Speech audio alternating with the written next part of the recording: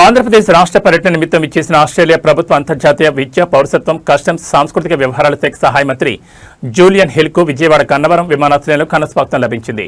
శుక్రవారం రాత్రి విమానాశ్రయం చేరుకున్న ఆయనకు ఏపీ విద్య, ఐటీ శాఖల మంత్రి నారా లోకేష్, పరిశ్రమల శాఖ మంత్రి టీజీ భరత్ నేరుగా వెళ్లి ఆత్మీయంగా స్వాగతం పలికారు.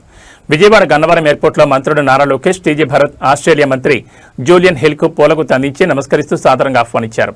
ఈ పర్యటనలో భాగంగా ఆస్ట్రేలియా, ఆంధ్రప్రదేశ్ మధ్య అంతర్జాతీయ విద్య, నైపుణ్యాభివృద్ధి, సాంకేతిక రంగాల్లో ద్వైపాక్షిక భాగస్వామ్యంపై కీలక చర్చలు జరగనున్నాయి. ముఖ్యంగా ఏపీ యువతకు విదేశీ విద్యా సదుపాయాలు, నైపుణ్య శిక్షణ కల్పించే అంశాలపై దృష్టి సారించనున్నారు.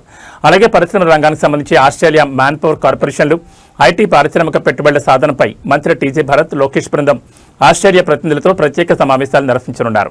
సాంస్కృతిక, పౌరసత్వ వ్యవహారాల్లో పరస్పర సహకారాన్ని పెంపొందించుకోవడమే లక్ష్యంగా ఈ పర్యటన సాగనుంది.